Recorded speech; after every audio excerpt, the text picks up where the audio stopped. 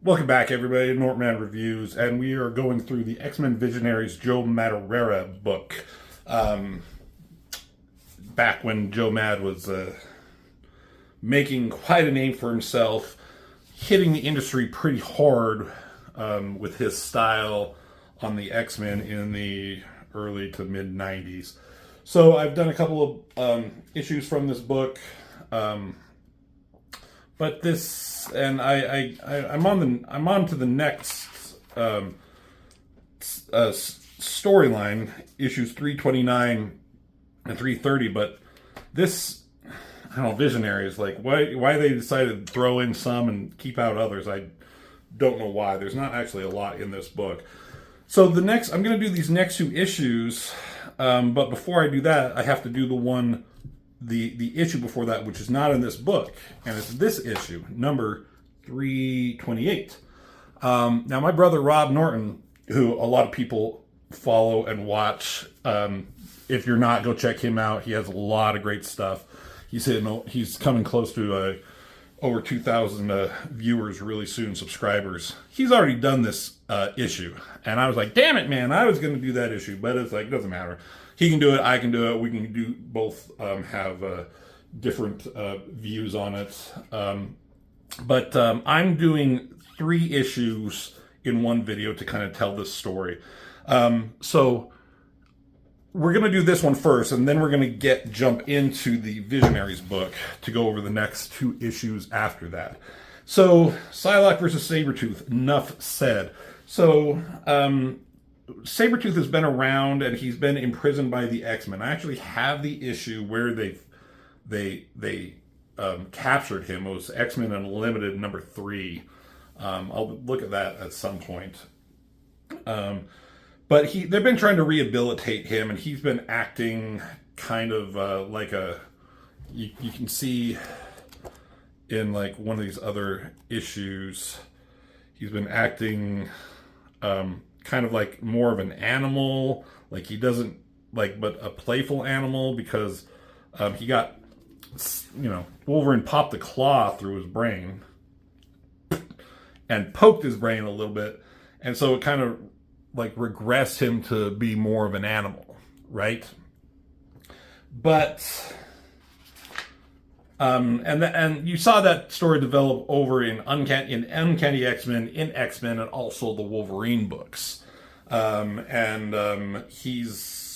get to more stuff as we go through. But I don't know how it was eventually discovered or whatever. But Sabretooth was kind of he was kind of like messing with them at a point. So it says here, Victor Creed is dead, only Sabretooth remains. It's a cool shot, really, really hard close-up on his face by Joe Mad. And this cool, this cool shot of him facing off with Professor Xavier here. So Scott Lobdell writes, Joe Madureira pencils, Tim Townsend inks. You got Steve... Boy, it's really hard to read. Who does the colors? Bucalato and Electric Crayon does the colors. So some different like coloring styles going on in here. Robert talks about that a little bit more in his video, so go check him out. So, as in all X-Men comic books, they're just littered with like words and words and words. We're not going to read everything, but they're just like having a face-to-face, and it's just like he realizes like he's failed in trying to help him. He was able to do it with Wolverine, but can't do it with Sabretooth. He's like, I wanted to stop you and stop the killings which resulted from your homicidal rages, but it just he tried and he couldn't. I just, like, Joe Mad has a style. When I was younger, I tried to emulate some of his, like, stylings. Like, I was doing Jim Lee for a while to the best of my ability. I wasn't say I was trying to. I was just influenced them on, like, some kind of subconscious level. And then I was influenced by him, too, especially, like, some of the way he did hair. I don't really draw like that anymore. And even as a young kid, successful in any way, but I just was really a big fan of Joe Mad's work back then. So he's like, I wanted to change your ways, but he's like, did it ever occur to you that I didn't want to be helped? I'm like, what you want is irrelevant. And so they're just kind of arguing here, and the X-Men, Cyclops and Beast, are watching, and Bishop's ready to put a bullet inside him. And he's like, what prompted Professor X to decide that he was beyond redemption, Creed? And you're talking about, I'll show you, like we had suspicions, but it wasn't until yesterday when we saw the program, the Danger Room, to keep Creed sedated. I did a standard size scan as part of his treatment. Essentially, I looked at the world through his eyes. Psionically, I saw this. So it's just like all this crazy shit, like just the way he sees things. These, like, what are these fucking Christmas critters? These fucking squirrels, like killing these deer. You know, it's like all peaceful there, but that's basically how he sees the world, and there ain't no curing that. So what are they going to do with Sabretooth? He wants to put him down like a mad dog, but Cyclops like, it's still a human being, Bishop. It's like, who's next? Do we kill Magneto, Sinister, and then Toad? Just because everybody who doesn't agree with the way we think? Well, maybe, Cyclops. It depends on who they are, man. Pull that trigger and the killing doesn't stop, ever. I think Cyclops, like, later, he comes around to doing a certain way of things, but at this time, he's a bit of a Boy Scout. It's like, you're right, of course.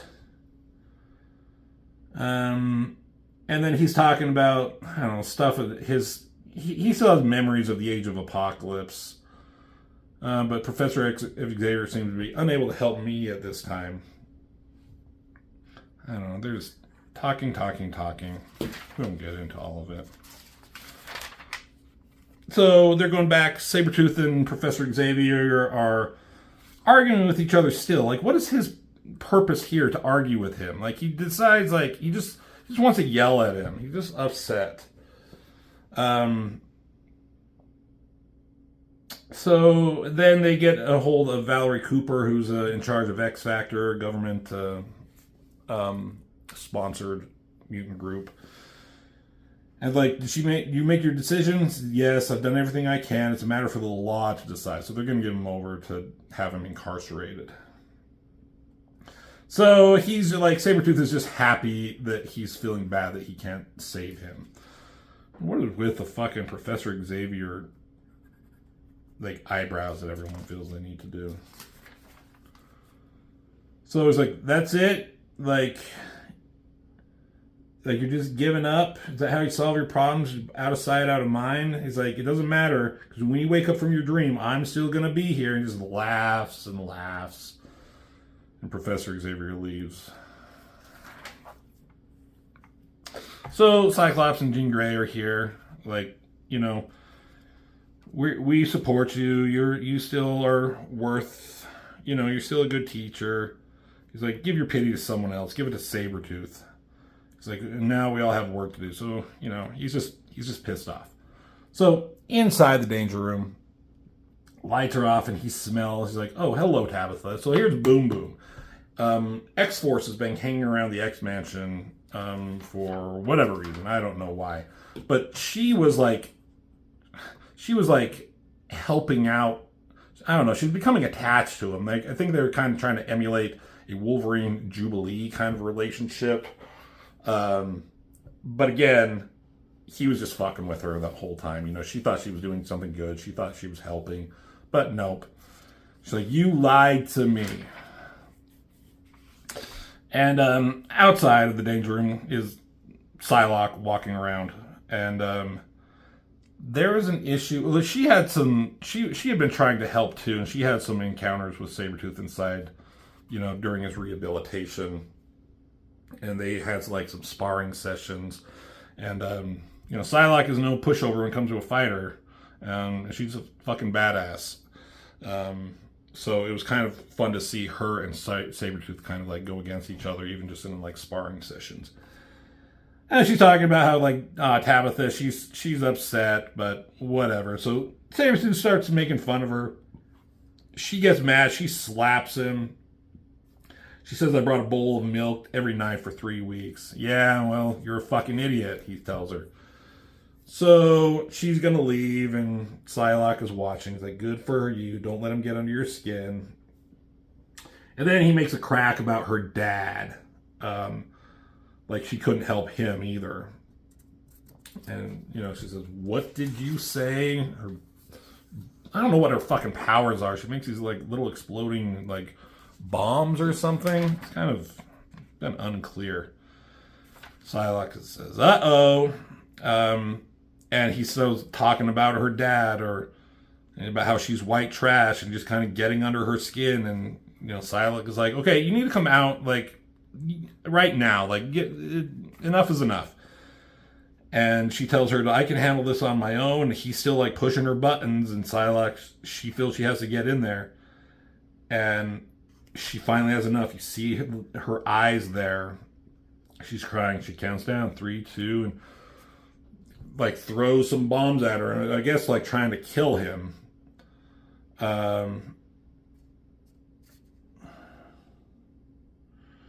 Tabitha believed that if she could just get out of her trailer park and just escape, she would magically become a better person, smarter, funnier, prettier. She'd never make mistakes. She'd be perfect.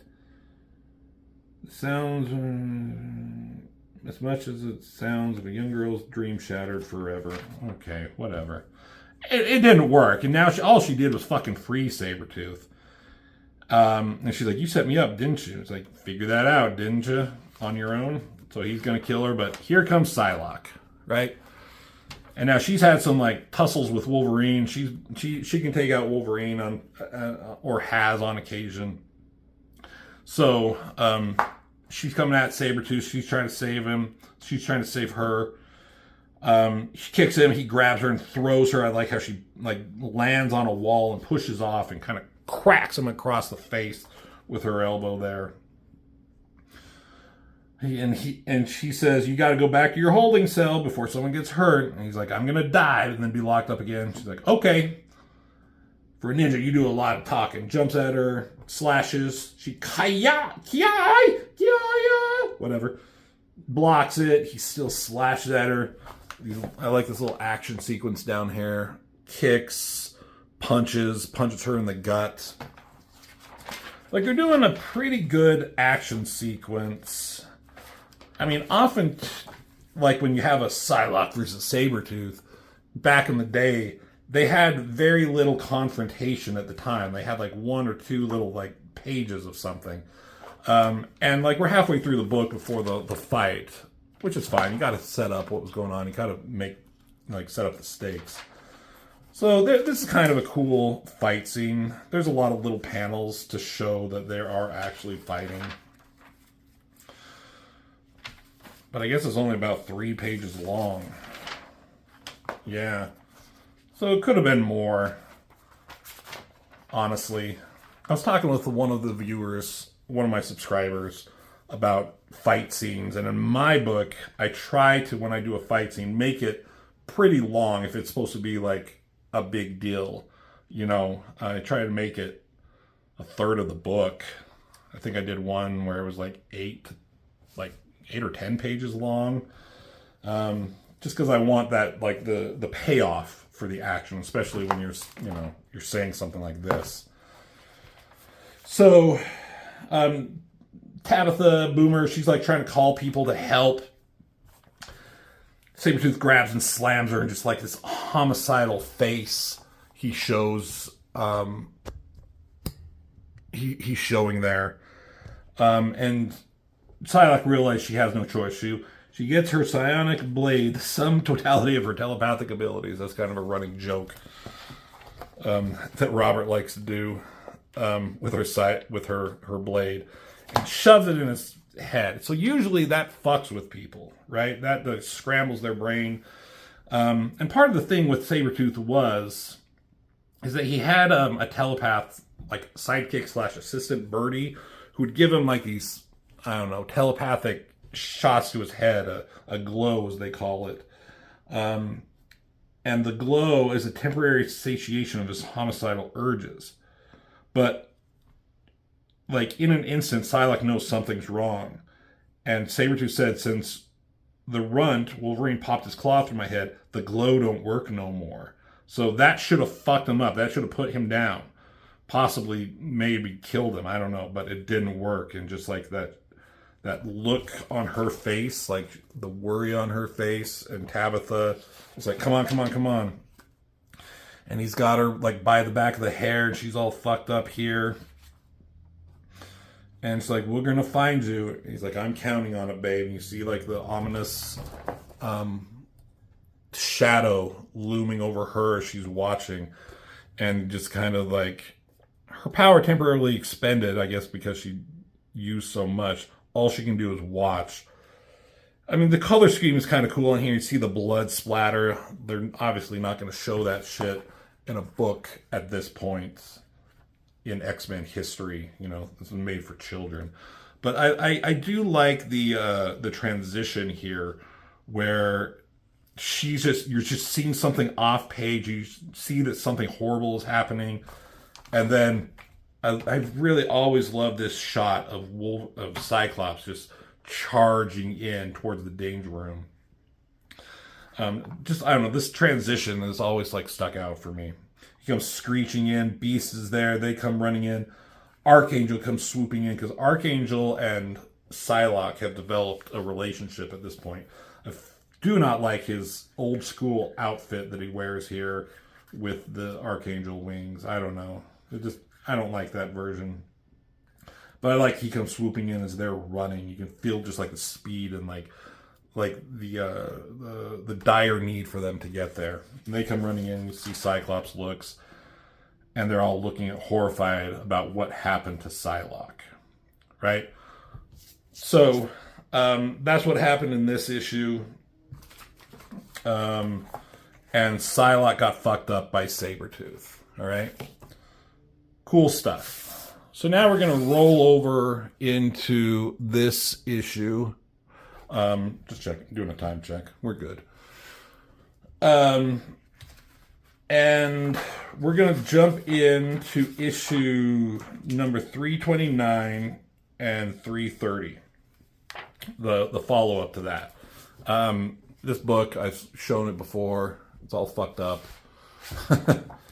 I don't know. I bought this used from someone, and it's just seen better days. So, Uncanny X-Men number 329, Warriors of the Ebon Night. We're just going to get into it. And it starts off with somebody doing some kind of spell, or I don't know what it is. He says intriguing. You see, whoever this guy is, we'll find out. And then you got Wolverine and you got Archangel down here in these little orbs or liquid or whatever. It's Doctor Strange. And it just talks about who Doctor Strange is and whatever. And he's watching some visions in this pool. And he just says, the X-Men are in need of my catastrophic magic, whether they realize it or not. Like, they're about to do something and they need my help. So this is cool. Doctor Strange done by Joe Mad, right? So he goes out of his Sanctum Sanctorum on Bleecker Street. Goes flying out. And I don't know if he's in his astral form or... Yeah, his astral self. So his body's still back here. But this is kind of a cool shot of him hovering above the city. This must be kind of a photograph or something that they used. And he says, I suspect that Wolverine and Archangel cannot begin to fathom the forces they may unleash before this night is through. So they're in Little Asia, Manhattan's Lower East Side, a country within a city. So you got Wolverine and Angel, and they're walking down the street, and Archangel, Angel, whatever you want to call him. I'm going to call him Angel. He's like, this is a complete waste of time. I should be back at the mansion with Betsy, with Psylocke. After what happened, she's not doing well. It's like, Wolverine says, I heard all this before. And and I told you back at Xavier's, you didn't have to come with me, that it'd be easier on my own, but are you in or out? He's like, okay, I'm in, but if something happens to her, he's like, you ain't gonna die, kid. So Wolverine has a Wolverine has a connection with Psylocke. They had have a psychic rapport when she came back through I think the Siege Perilous and was Lady Mandarin, and now had this whole thing where she fought Wolverine. Cool issues, cool old school shit by Jim Lee. So Wolverine obviously doesn't want any of the X-Men to die, but he has a soft spot for Psylocke, and Angel here, he definitely doesn't want her to die.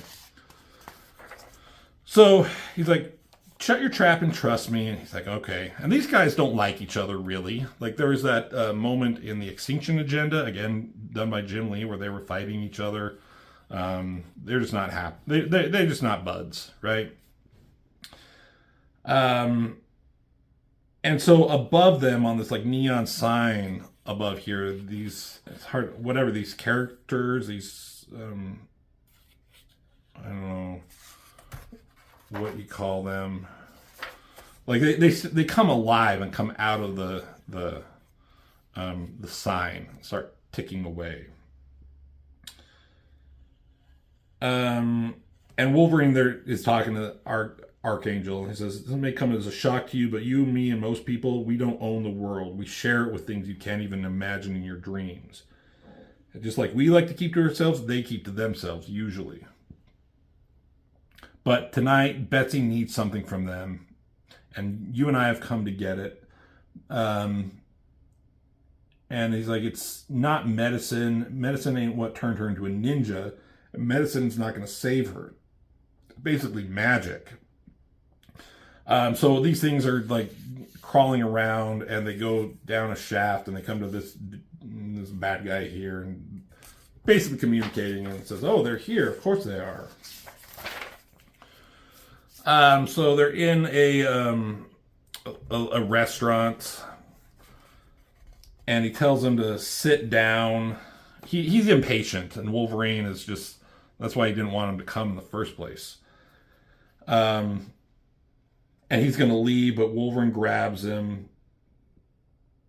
And he's like, sit down or I'm going to break your arm. And he says, Betsy is a ninja now. When her body was transformed and trained by the hand, there were certain things that she went through. Certain parts of her that were changed forever.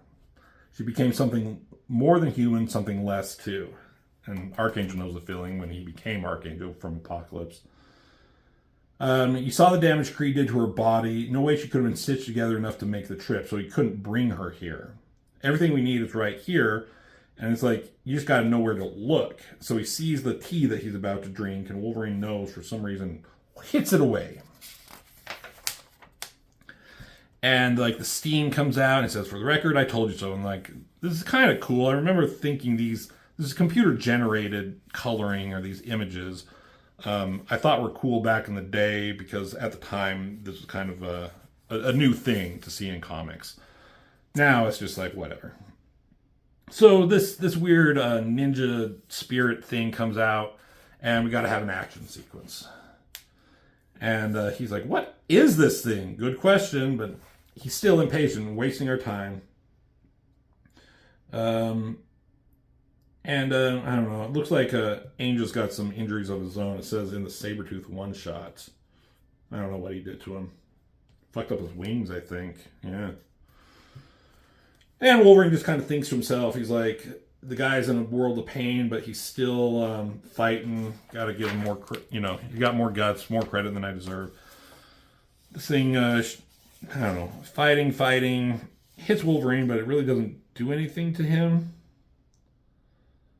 Whoever sent this ball of gas after us haven't done his homework. It's like, you want to explain that? These things are sensitive to metal, but Wolverine doesn't have any metal in him. So he's like, will you fucking do something with your metal wings? So Archangel comes in with his wings, chops up these things, and more and more are coming. But it looks like they just, maybe like they duplicated. And he shoots like the shards out, but there's more. And then, so they're like, oh, fuck. Anytime you want to tell me what to do, there's this old woman watching, waiting, and smiling. But she gets shanked by Wolverine from the back, and she was the one controlling these things, apparently. And they all kind of dissipate. Just in the nick of time. And he's like, did you have to kill her, though? She was a particularly, like, defenseless old woman. And again, Wolverine's like, you know, if you see more things if you didn't flap those gums as much as you do your wings. Yeah. He's like, you don't know what's going on here. And he reaches inside and he pulls out this fucking little dude right here. And he's like, this is Gomer the Ancient. Gomer. And so, like, these guys know each other. And they're basically, I don't know. Maybe for the, like, let's see. Why did you need to destroy my earthen vessel? Because maybe the same reason you sick your pet ninja ghost on us? To prove we're who you thought we were? So, anyways, he says, we came here for something. I need a pint of Crimson Dawn from the Ebon Vein. And we elected you to help us. He's like, oh, that's crazy. Only people who find that is death. So, good luck on your journey, but I'm not going to go on with you on this insane quest. He's like, give me a single reason why. So Wolverine grabs him, does what he does with his claws. 1, 2, and he's going to do the third one. Like, putting the claw through his head, which he's done in the past. So he's like, okay, let's go going. But he runs into Doctor Strange here. And Wolverine's like, are you going to try and stop us? Like, no, I'm going to be joining with you as well. He's like, whatever. Doesn't matter. We need to go as soon as we can because, you know, every second we waste, Psylocke is dying. Now, this is kind of interesting. I mean, this was done, again, in the 90s. I don't know exactly when this issue came out. But this guy is basically the exact same character, same look and everything from this character in the anime Ninja Scroll. God, I can't fucking remember what his name is. It may come to me. But you can see it, definitely see like the influence from that movie that Joe Mad had drawing this, and especially the next part. Ninjas, like, I'm not into anime, especially anime currently. It's just not my thing. But we used to watch it, Robert and I, back in the day, and Ninja Scroll was definitely my favorite. I'm pretty sure it's his favorite too. And ever since then, like even Ghost in the Shell, Akira, nothing seemed to compare to it in our minds. And I kind of lost interest for anime after that because everything sucked in comparison. So his name is Dakuwan. Yeah, I remember. Now I'm like replaying the movie in my head, thinking about it. His name is Dakuwan in that movie. Here he's whatever, Gomer the Ancient. All right, so we got X-Men number 330. This is kind of a cool cover here because they're in some Japanese garb, but it's different up here. He's like, is there a reason we're dressed like this? Tradition dictates we dress accordingly. This is a sacred place to get what we need to do. They're looking for some magic to save Psylocke, right? So they open up this room. Cool shot in here of like them in shadows. But they're like, there's nothing in here. And, you know, fucking Archangel here is annoyed. He doesn't believe in any of this, and he just wants to get back. He wants to save Psylocke as fast as they can. He was talking about whatever. And he says, nothing is what it seems to be, neither the light nor the shadows. So you see these like weird shadow ninjas coming out, but they go back in when Doctor Strange shows up. He says he just checked in on Psylocke, and her condition is deteriorating. She's not long for this world. So Wolverine's like, okay, stop talking and get down to it. He slices through Doctor Strange. But he was slicing through him because he's an astral figure on one of these crazy shadow ninjas. Undercloaks, they call them. And plural, because they never act alone. So they get back to back to back to back, and they're about ready to fight some more of these crazy ninjas. So cool double page splash here. I like that. It was him shooting out some magic there. His wings come like shredding out of his garb there. This is dumb. They gotta put like all this like thought bubbles, like not a good sign, Logan. Just like he feels like he's losing it, becoming more of an animal. You always got to put something in there about him being feral and being more of an animal. Whatever. So fight scene, taking out some of the undercloaks, fighting him back here. Gomer runs off to something and pulls some magic. A big flash of light. This thing opens his mouth and shoots the light, and every one of them are flash fried. So for the moment, they're gone. So it goes back to the X Mansion, and here's Psylocke with her body. And Gambit comes up on her. And he's talking about a little while ago, their roles were reversed. Because he was in a coma after he kissed Rogue, right? And she probed his mind without asking while he was in a coma, and she saw something that was in his mind, like the shit that Rogue was freaking out over a bit. I did a video on them, and it's something that he doesn't want anybody to ever know. And so now that's just like roles are reversed, and he's wondering, did you actually learn? Did you learn my secret and his shame? And then he's just kind of talking to himself, wondering about her. He's worried about her. But she starts like convulsing or whatever. And it says, for a fraction of an instant, Remy LeBeau realizes that her death would ensure his secrets remain his own. So if she dies, like she couldn't tell anybody about his secret. But the thought fades quickly, and he acts instinctively. And he calls Beast to the ICU stat. What was Beast fucking around? I guess he needed a break or something. And you see Gambit here just trying to keep her alive, giving her CPR, all that. And he acts instinctively, selflessly. For the final analysis, no matter what he was before, he came to live with them. Today, Gambit is an X-Man. So no matter what he did in the past and whatever, like, you know, he's not going to let her die. He's an X-Man. He's a friend of hers. So he does what he can with her. Cool little moment with Gambit there. So goes back to the guys that are trudging through some underworld shit. Running up some stairs. Sometimes you have to go in order to get out, exit in order to enter, go up to go down, and Archangel's having a rough go of it because he's all fucked up. Doctor Strange's like, you knew about this? You brought him along? It's like, back off. The guy wanted to come in. It's not my place to babysit.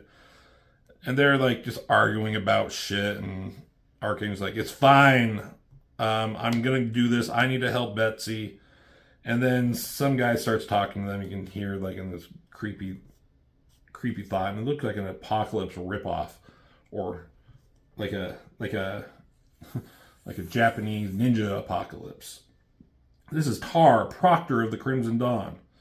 I'd like to introduce you to, like, I know what you guys are doing. I know what they want. Your friend is dying. She needs a sip of the Crimson Dawn, and you think, and that means you need me. And Wolverine's like, yeah, that's one way to look at it, but the other way is, like, we just cut it out of you. And he stops Wolverine, like, stop being a little shit, fuck. And there's proper etiquette for this, and so he starts giving, like, this speech, like, oh, mighty Tar, grant us a boon, a single cup of the life flows to the earth. And he's like, I guess I could help, but why bother? So he, like, zaps him away. And they said, you killed him? I found it tiresome over the year, people visiting when they only want something. Or says, you're touchy. Yeah, okay. So they're back here trying to save her. Professor X, Beast, Gambit, they're trying to say, like, keep her alive as long as they can. And Gambit's just kind of thinking, it's like, part of me hopes you succeed, and the other part, he's not so sure. So Wolverine's fighting these fucking, like, neon character things. And he's like, fuck, you call me unstable? So Doctor Strange brings Archangel up to this fucking whatever this is. And they says, Logan's doing what he needs to do, but we need to do what we need to do. And we need to hope there's as much love in your heart for the woman as you claim. And that's her soul, somehow. A part of herself she has trusted to you. He says it's beautiful. It always is. So he puts it inside this fucking thing. Just weird magic shit. And just in time, too, because she's dying, and she did die, apparently. Was there any beeping? No. But she suddenly zapped to life. And the beeping starts beeping again. Huh, okay. Her vital signs are stabilizing. She's alive, but there's a mark on her. You can't see it in any of these. But she has like a weird, like, eye tattoo thing going on her face. And then, okay, we'll just finish the issue. So she's alive, but what does the mark on her mean? Like, who knows? But basically, Wolverine and Archangel, like, did what they set out to do. And then the Gomer guy, he didn't die, so that's good. So, just a quick wrap up to everything. Doctor Strange leaves, or is like looking at them, and he's saying something. The war between light and darkness, the battle for the very soul of the X-Man known as Psylocke, has only just begun. So, yeah, that's it. I mean, Psylocke, I feel this is the end of the coolness that Psylocke was. She was always such a badass in the Jim Lee days. I mean, there was Storm and Jean Grey, and they were kind of the main, like, female X-Men, and then along came, like, Dazzler was there for a bit, and Psylocke was there in her Caucasian British form. I don't know a lot about them, but then they went through the Siege Perilous, and she came back with a Japanese body. She still has her British accent, I guess. But she was just a badass, you know, in those first introductions when she was Lady Mandarin and the stuff she did with Wolverine. Just in the issues of Psylocke, just the sexy outfit that she was in. Like, she was the first bad girl. You know, Vampirella and She and Witchblade. There's all these bad girls with, like, these skimpy looking outfits. But she was kind of like the original, but hers wasn't even that skimpy. It was just kind of like this swimsuit thing. I know Elektra was there too first, but I don't know. There's just something about Psylocke, right? The sexiness of her, the mysteriousness of her, the badass part of her. But after a while, she just kind of went to the wayside, and she was just kind of forgotten. And she does some kind of cool stuff here, but then with everything here, she develops some new powers. She could go in and out of shadows. I don't know. Like, I've been reading X-Men for a long time, and then it just, ever since those early X-Men Claremont issues where she was introduced, drawn by Jim Lee, like, she was just never the same, especially after this. I'm really struggling to think of anything after this, decades after this, where she was really important or a major player. I mean, she was part of, like, the X-Force crew with Wolverine and Deadpool and those guys. That was kind of cool. I'm really struggling. I mean, what are your guys' thoughts on Psylocke and the importance of her character and what she's been doing in more modern times? Has she done anything good? Am I just so out of the loop? I don't know. But for me, she just kind of like lost the appeal that she once had. So that's all I have for this episode. Once again, thank you for watching, and we'll see you in the next episode.